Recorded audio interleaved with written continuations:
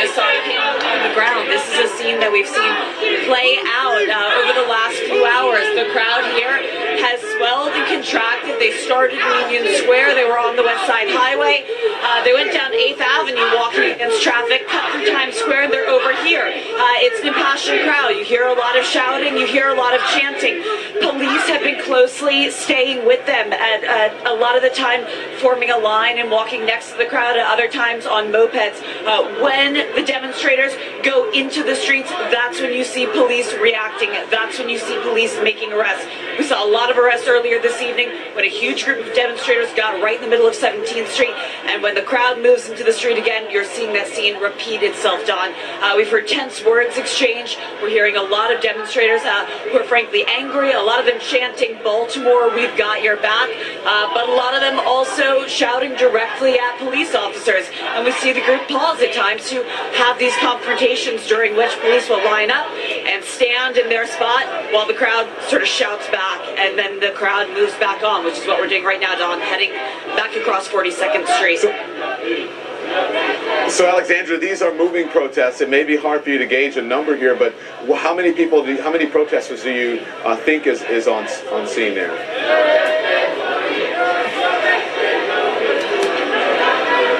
We are probably in a crowd of a couple hundred right now. Earlier this evening, we were in Union Square when hundreds and hundreds of people gathered, and that was an organized demonstration, Don. That was widely advertised on social media. It was arranged by a number of groups that wanted to come together. They said that they wanted a place to express their sadness, express their outrage over what they have seen unfold in Baltimore. There was no planned march, but you did see this group take Guess I'm doing my job then. NYPD has employed New a York, different tactic tonight than thank what we you had for seen viewing during and some of the subscribing, demonstrations baby. earlier in the winter. Protests have started in New York for over like 4 hours. I haven't recorded none of it times NYPD officers because I'm so tired. Their space, allow them to walk Not on of the YouTube, but my allow job. them to walk through the streets, only stopping to make arrests when they felt that there was some kind of greater it's disturbance. going down in New York City. The NYPD came in at the beginning of that demonstration. They handed out flyers. They set up speakers telling people that if they obstructed the sidewalks or if they got in the streets, arrests would be made. And then very quickly, you saw police follow through on that, making arrests just as soon as the demonstration headed towards 17th Street, Don. But right now, you can see this crowd again growing. The size of the police escort, as you would call it, has also swelled and contracted as necessary. All right, Alexandra, I want you to stand by. Don't go far. But again, you're looking at live pictures from Alexandra's camera. She is in Times Square with a large protest that is happening here because of what's going on. Damn, bitch ass James from the internet was just on TV. Did y'all see that dude holding the camera? In major cities, in New York City, in Baltimore, in Washington, D.C. as well. 15 minutes after the hour, after a second night, a curfew has gone into place in Baltimore. The city here looks like it's pretty much gotten it under control for now. Those are the crowds out on the street that you're looking at right there. Still some people out in the crowds. Many of those people are media. Media, though, can be out.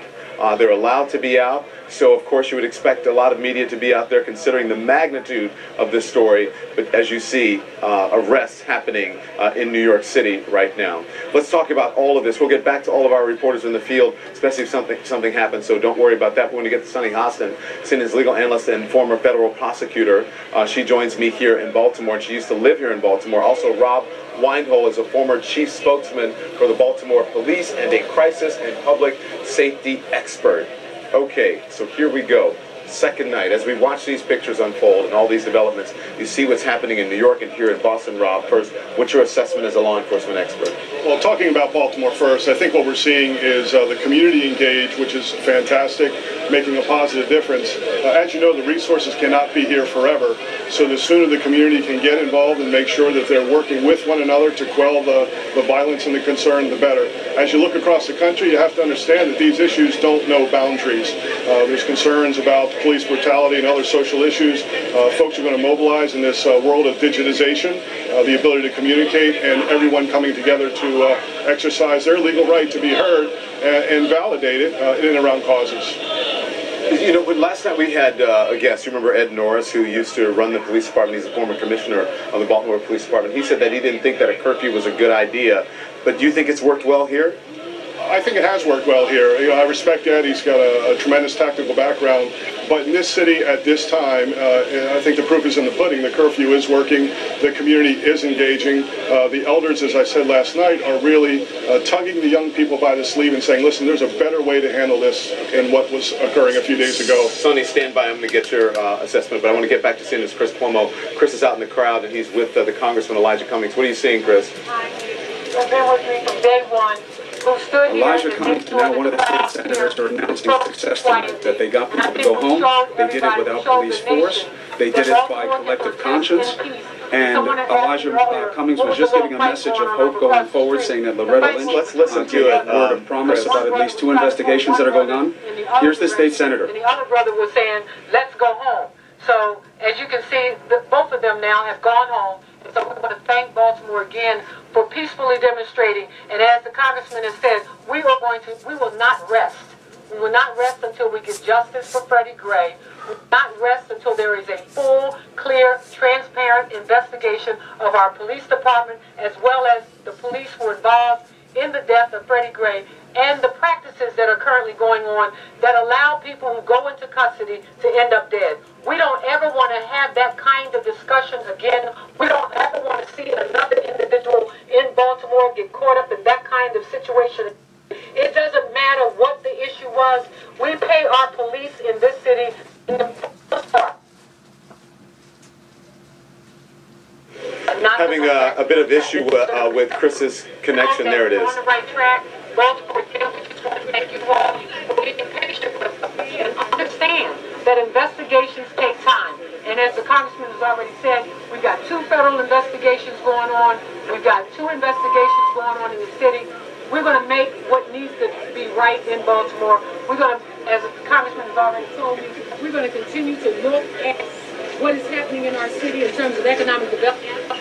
And we're going to make sure that we pour some money up into this side of town. We're going to create the jobs. We're going to make sure that our children this summer are working. And we've got to put the kind of emphasis on this side of the city that we put in our downtown area. That is valuable to us, but so are the people who live in these communities. Yo, you just realizing that? That is a state senator out speaking in the community. State senator speaking in the community. Now you know what the fuck happens when people ain't got jobs. But there are so many people here who are trying to get. They don't give a fuck about no CBS or no material bullshit. Like I told y'all in my first video, that's why I didn't take it back. Because if you've been watching the news is like flash over 19 minutes after the hour. Real estate. Right now, they have a out on the street, but so did I make a good point when I first said that? Than what people yes, thank you for subscribing and viewing. I'm in New York. I'm trying to them saying the investigation. Get they want to live focus on the investigation. From what's your reaction to what's happening? New York I think City. It's working, right? I think the curfew is working. It worked last night. My it is working tonight. Restarting. We saw that there were a large group of people even behind us so earlier. I'm actually trying to get that has largely dissipated. But I also think that what we're seeing is leadership. My computer has been going green. And that's what we need to see. You have Elijah Cummings, longtime congressman, someone that I know. They might be using the internet jammers on the live streams because they have been doing that lately. And you see how their feed was coming in. So imagine their feed jumping and then me having to what the protesters were initially seeking, which is justice. They wanted answers. And so I think what we're seeing is a return to that focus and perhaps some more peace. It's interesting that these guys are able to, with the help of law enforcement, get a handle on the young people, but also the people who are the rowdy folks, in a way that they weren't able to do in certain cities. And that's because if you look at the mom, right? Guys, look, they say there's media out there, right? When the mom got on that kid was like backing away. He's like, okay, Mom, I'm sorry.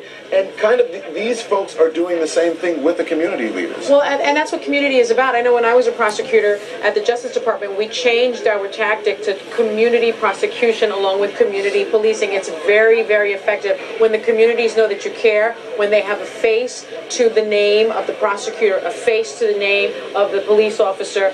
It sort of goes back to, I think, what policing was initially about, which was sort of the beat cop. And that is what I've always found very effective. And so when you have a congressman and a state senator not a damn task force in the National Guard out there trying to police people with a curfew. Get answers and justice. That is, I think, typically what works not only with older members of the community, but especially with younger members who have felt helpless. Let's face it, a lot of people have been saying, why would young people damage their own, neighborhoods. I think it's helplessness that we were seeing. Yeah, and so Rob, no, the neighborhoods are already damaged. 22 minutes after the hour, and again, this is the damage was already damaged here. That's the crowd out in Baltimore. What you see in the center, that's why it's called the hood, the ghetto, because this ghetto is hood. Media cameras, it's not rebuilt. No money put into it. But they're focusing on the community leaders who are out in lack that of crowd, funds, addressing not only the media but addressing people in the community.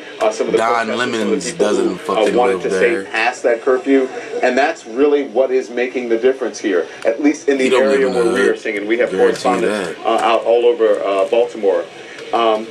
And it's also interesting that you're seeing fights among people in the community here, right? Which will happen. But you're seeing arrests in New York City.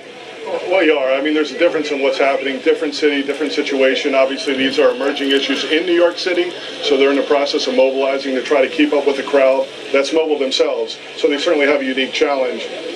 In Baltimore a couple of days ago was about resources and having enough of them. But to elaborate on your point, I think it's a really important point. What I hear from folks in Baltimore, there needs to be a same time, same place strategy.